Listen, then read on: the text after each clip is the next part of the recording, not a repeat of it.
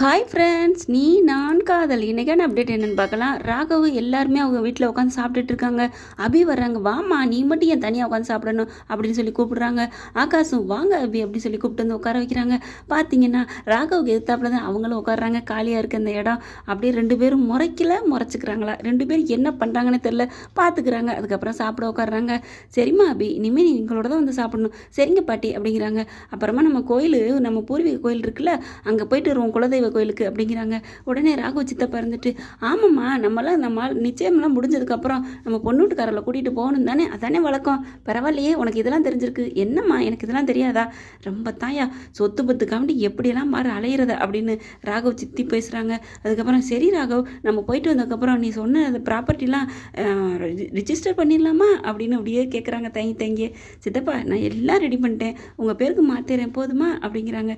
சரிப்பா அப்படிங்கிறாங்க. அப்பா, ஏப்பா இப்படி பண்ணுற, அலையிற அப்படின்னு சொல்லி ஆகாஷ் கத்துறாங்க. குலதெய்வம் கோயிலுக்கு போகிறேன்னு சொன்னால் நான் லெமன் சோறு, புளி சாதம், துவையல், உருளைக்கிழங்கு இதெல்லாம் நாங்கள் செஞ்சு கொண்டு வந்துடுறோம், நீங்கள் சப்பாத்தி கிழங்கு செஞ்சுருங்க அப்படிங்கிறாங்க அபி. ஏன், என்ன ஒரு ஹோட்டல் நடத்த போறியா? என்ன நினச்சிட்ருக்க? அங்கே வழியில் ஹோட்டலே இல்லையா? என்னமோ ஸ்கூல் பிக்னிக் போகிற மாதிரி சொல்கிற அப்படி இப்படிங்கிறாங்க. இல்லை, எங்கள் ஊர்லாம் அப்படி தான் பண்ணுவாங்க அப்படின்னு அபி சொல்கிறாங்க, முகத்தை அப்புறம் வச்சுட்டு. அதுக்கப்புறம் சரி அதெல்லாம் ஒன்றும் வேணாம், சரி பாட்டி, நான் ஒன்றும் கொண்டு வரல அப்படிங்கிறாங்க. அடுத்து பார்த்தீங்கன்னா அபி வீட்டில் போய் பேசுகிறாங்க. எல்லோரும் பிக்னிக் மாதிரி போகிறோம் கோயிலுக்கு, குலதெய்வம் கோயிலாங்க, நம்ம எல்லோரும் போகிறோம், நம்மளும் அதேமாதிரி கோயம்புத்தூருக்கு போகணும், உங்களை எல்லோரும் ஃப்ளைட்டில் வச்சு கூட்டிகிட்டு போவேன் அப்படி இப்படின்னு அபி அள்ளி விடுறாங்க. இவ ஒருத்தி தாண்டி கனவுலே எல்லாத்தையும் முடிச்சிடுறா அப்படிங்கிறாங்க. ஏம்மா அப்படின்னு சொல்லிட்டு பயங்கரமாக ஜாலியாக பேசிகிட்டு இருக்காங்க.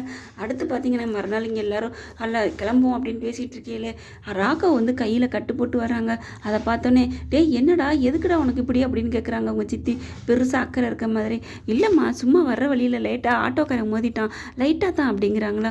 ஐயையோ, எனக்கு இது சகுனமாக இருக்கே, கோயிலுக்கு போனால் அங்கே விளக்கு அணையுது, விளக்கு அணைஞ்சு தான் காற்று போட்டால் அணைஞ்சிருக்கும், உடனே அது அபசகுனமா. அதுக்கப்புறமா இந்த மாதிரி உனக்கு அடிபட்டிருக்கு, எனக்கு ஒன்றுமே புரிஞ்சுக்கலையே, அங்கே நிச்சயத்தப்ப அப்படி தட்டு விழுந்துருச்சு கீழே, எனக்கு ஒரு மாதிரியாக இருக்குது அப்படி இப்படிங்கிறாங்க. சரி விடுங்க, நம்ம குலஜோசியரை வர சொல்லுவோம் அப்படிங்கிறாங்க. அவர் வந்து சொன்னால் நல்லது அப்படிங்கல. ஆகாஷ் வந்துட்டு இதெல்லாம் எதுக்கு, அது சரியில்லைன்னு சொல்லிட்டா சரியாக போயிருமா, இப்போ கல்யாணத்துக்கு அப்புறம் ஏதாவது ஒன்று சொல்லிட்டா வேணான்னு சொல்லிடுவீங்களா அப்படி இப்படிங்கிறாங்க. உடனே பாட்டி இருந்துட்டு, இல்லைம்மா, எனக்கும் ஒரு மாதிரி இருக்குது, சரி பார்ப்போம் அப்படிங்கிறாங்க. சரின்ட்டு வேறு வழி இல்லாமல் எல்லோரும் சம்மதிக்கிறாங்க. சரிம்மா அபி, நாளைக்கு அப்பா கூட்டிகிட்டு வந்துருங்கம்மா, ஜாதகத்தை எடுத்துகிட்டு அணுவோட ஜாதகத்தை அப்படிங்கிறாங்க. சரின்னு சொல்லிட்டு பார்த்தா எல்லோரும் வந்துடுறாங்க. பார்த்தீங்கன்னா அந்த ஆள் வந்து முரளியும் இந்த அத்தையும் வச்ச கையாள் போல இருக்குது. வந்து நீங்கள் ரெண்டு பேரும் கல்யாணம் பண்ணால் இந்த பொண்ணோட ஜாதகப்படி ஆகாஷ் உயிருக்கு ஆபத்துன்னு ஒரு குண்டா சொல்லிடுறாரா. அப்படியே எல்லோரும் கதி கலங்கி போயிடுறாங்க. உடனே அவங்க, உனக்கு இதான் சாக்குன்னு அப்படியே ஆகாஷ் செம்ம காண்டாயிடுறாரு, வேகமாக வர்றாரு. யோ எந்திரியா என்ன நினச்சிட்டு இருக்க, வெளியே போயா அப்படின்னு அந்த ஜோசியரை பிடிச்சி கத்துறாங்க. என்னங்க நல்லது சொன்னால் இப்படி சொல்கிறீங்க அப்படிங்கிறாங்க. நான் சொல்கிறத சொல்லிட்டேன், அதுக்கு மேலே உங்கள் விருப்பம் அப்படின்ட்டு அவர் போயிடுறாங்க. ஆகாஷ் வந்துட்டு கத்துறாங்க, எனக்கு அணு தான் முக்கியம், அணு இல்லைன்னா எனக்கு வாழ்க்கையே இல்லை அப்படின்னு கத்துறாங்க. கல்யாணத்துக்கு அப்புறம் இப்படி சொல்லியிருந்தா வேணான்னு சொல்லி விட்டுற போறீங்களா அப்படிங்கிறாங்க. உடனே டே ஆகாஷ், என்னடா அப்படி சொல்கிற, எனக்கு உன் உயிர் முக்கியம்டா அப்படின்னு அவங்க அம்மா சொல்கிறாங்க. என்னம்மா, கல்யாணத்தை நிறுத்தணும்னு நினச்சிட்டு இருந்தீங்க, இப்போ உங்களுக்கு ஒரு சாக்கு கிடச்சிருச்சு அப்படிங்கிறாரு. டே என்னடா இப்படி பேசுகிற, இந்த கல்யாணம் எப்போ நிச்சயம் ஆயிடுச்சோ அப்பையிலேருந்து ராகவுக்காண்டி அவளை என் மருமகளாக தாண்டா நினைக்கிறேன், இப்படிலாம் சொல்கிறியடா, உனக்கு உயிருக்கு ஏதாவது ஆயிடக்கூடாதுடா, அதுக்காக தாண்டா பார்க்குறேன் அப்படின்னு அழுது சீனை போடுறாங்க. ஆகாசு சாத்தம் அப்படி செம்ம காண்டாகி எனக்கு இந்த கல்யாணம் நடந்தே தீரணுங்கிறாங்க. அதுக்கப்புறம் அவங்க அப்பா இருந்துட்டு, அப்பா இல்லை தம்பி, இது நடக்காது தம்பி, என் பொண்ணோட ஜாதகப்படி உங்கள் உயிருக்கு ஆபத்துனா உங்கள் உயிரோட நிலைமை என்ன ஆகுறது, என் பொண்ணோட வாழ்க்கை என்ன ஆகுறது, இந்த கல்யாணத்தை நிறுத்திடுவோம் அப்படின்னு. அப்பாடா நல்ல வார்த்தை சொன்னேன், இப்போ தான் எனக்கு நிம்மதி அப்படின்னு ஆகாஷ் அம்மா தான் மனசுக்குள்ளே நினச்சிக்கிறாங்க. அப்புறமா நீங்கள் என்ன சொல்கிறீங்கன்னு போய் கையை பிடிச்சிட்டு கெஞ்சுறாரு, கதறாரு ஆகாஷ்.